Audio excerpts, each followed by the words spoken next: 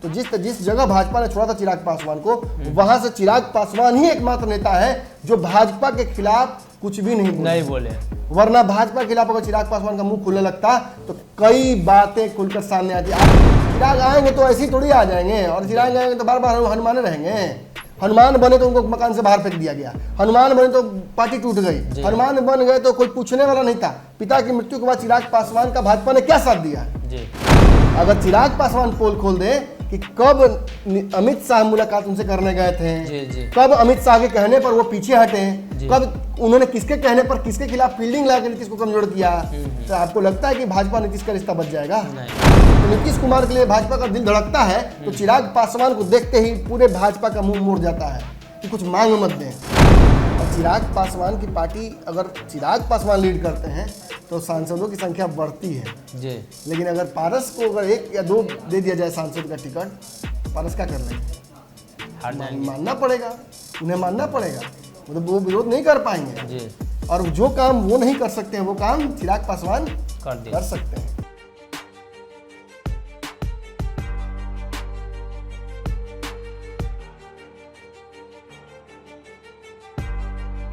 नमस्कार, पंचनामा देख रहे हैं आप, जहां हम करते हैं खबरों की चीरफाड़। एक बार फिर से हाजिर है नई खबर लेकर जिसकी चीरफाड़ की जाएगी।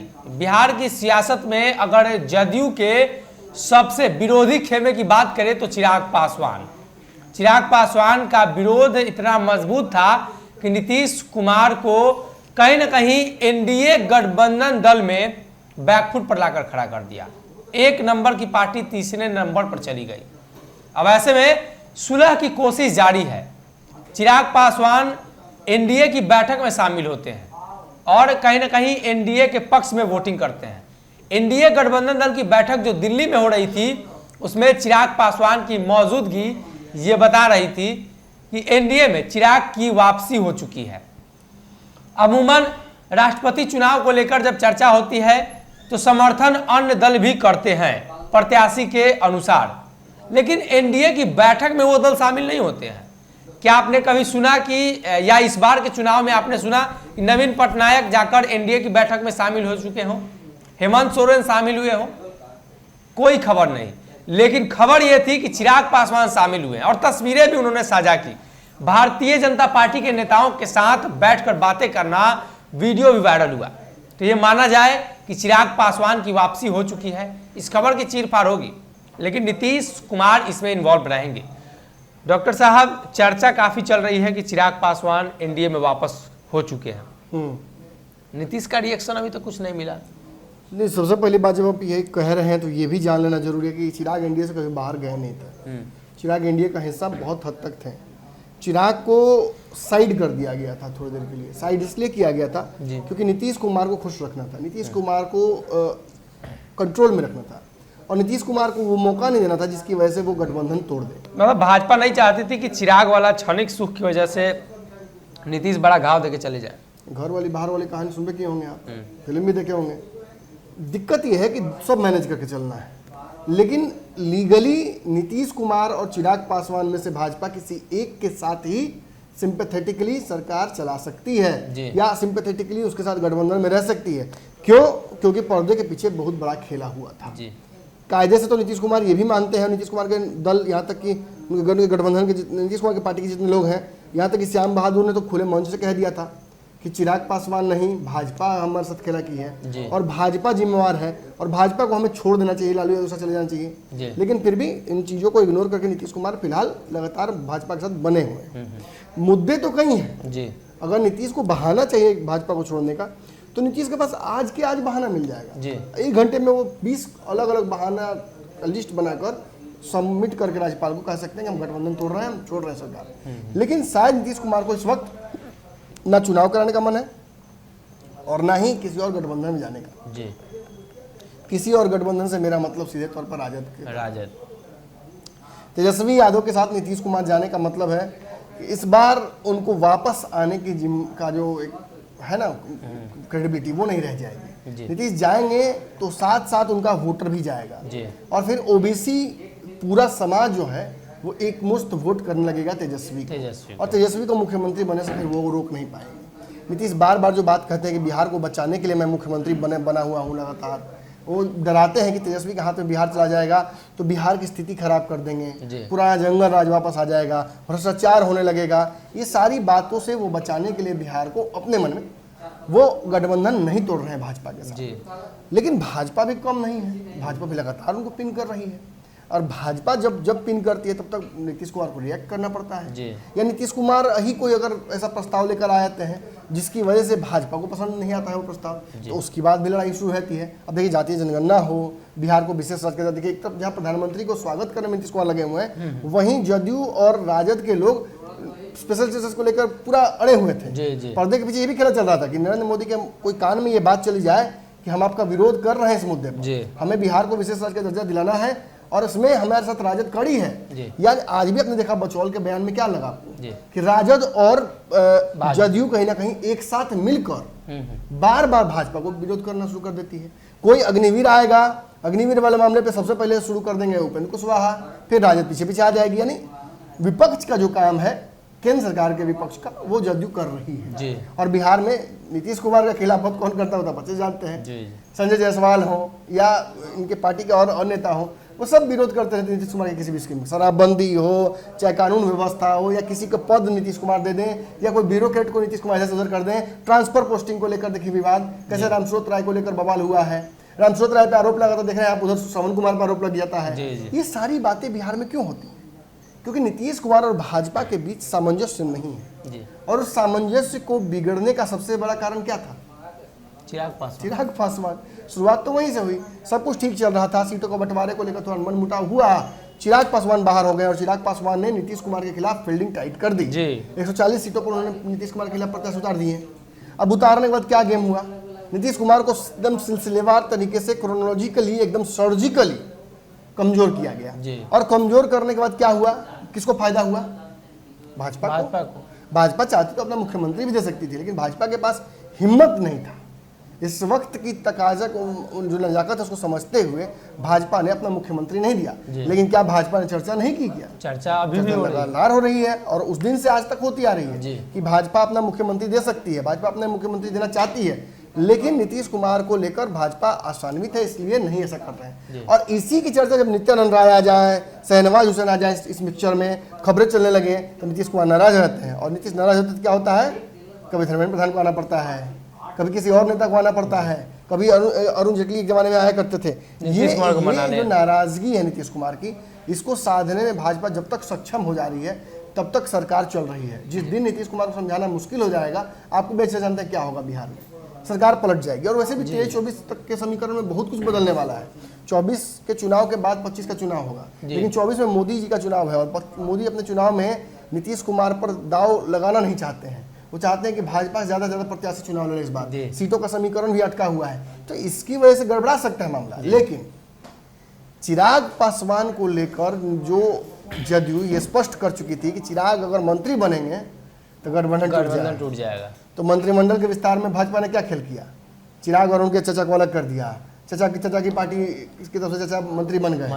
आज चिराग पासवान एक अलग पार्टी, वो अलग पार्टी लगे। लेकिन बार बार चाहे अजय निषाद हो या बचौल या फिर नीरज बबलू, सभी ने बयान दिया है कि चिराग हमारे गठबंधन का हिस्सा है। अश्विनी चौबे ने भी बात कही है।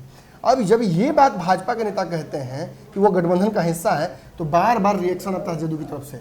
लेकिन इस बार मीटिंग में जब चिराग पासवान बैठ गए टेबल के सामने, तो जदयू ने तो कुछ नहीं कहा।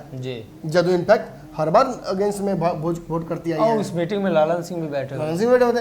और लालन सिंह सूरदास कालिदास वाला आपको प्रकरण याद होगा, चिराग पासवान के साथ ही हुआ था।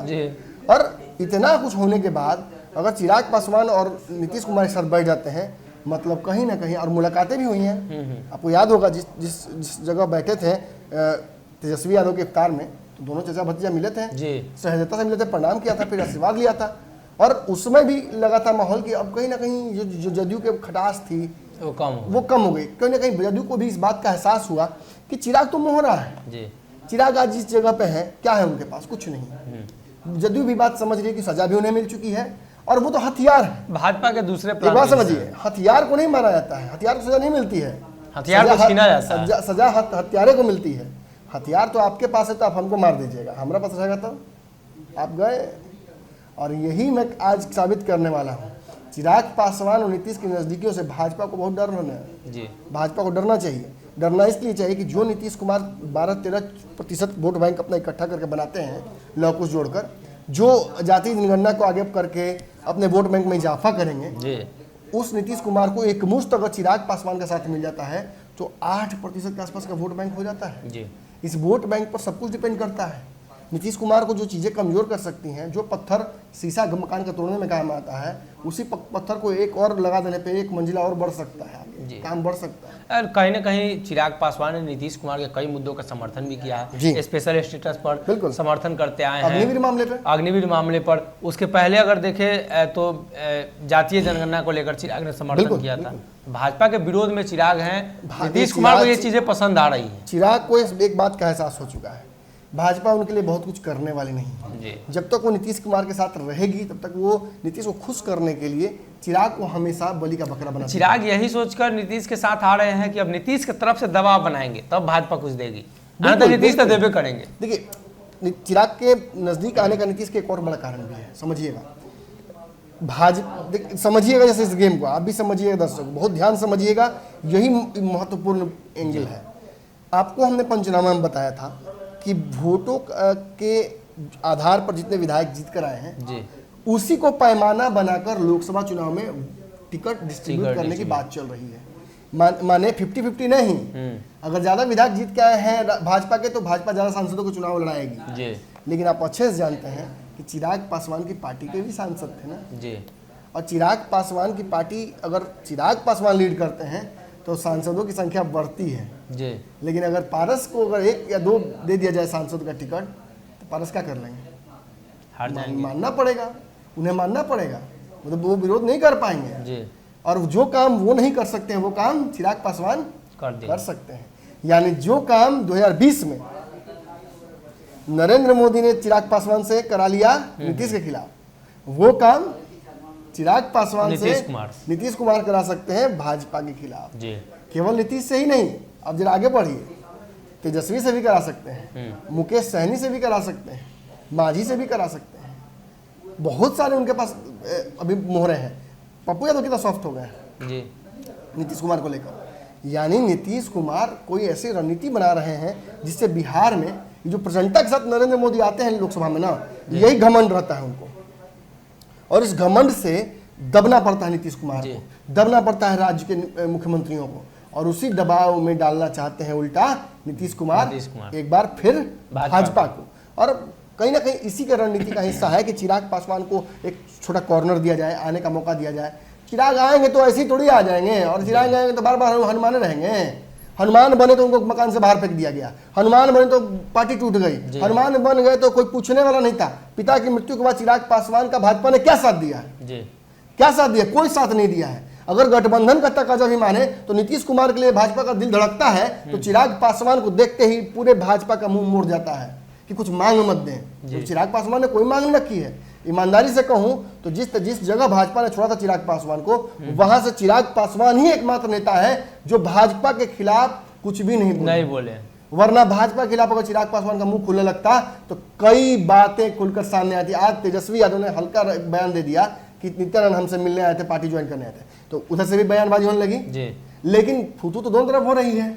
अगर चिराग पासवान पोल खोल दे कि कब अमित शाह मुलाकात उनसे करने गए थे, कब अमित शाह के कहने पर वो पीछे हटे, कब उन्होंने किसके कहने पर किसके खिलाफ फील्डिंग लाकर नीतीश को कमजोर किया, तो आपको लगता है कि भाजपा नीतीश का रिश्ता बच जाएगा? नहीं।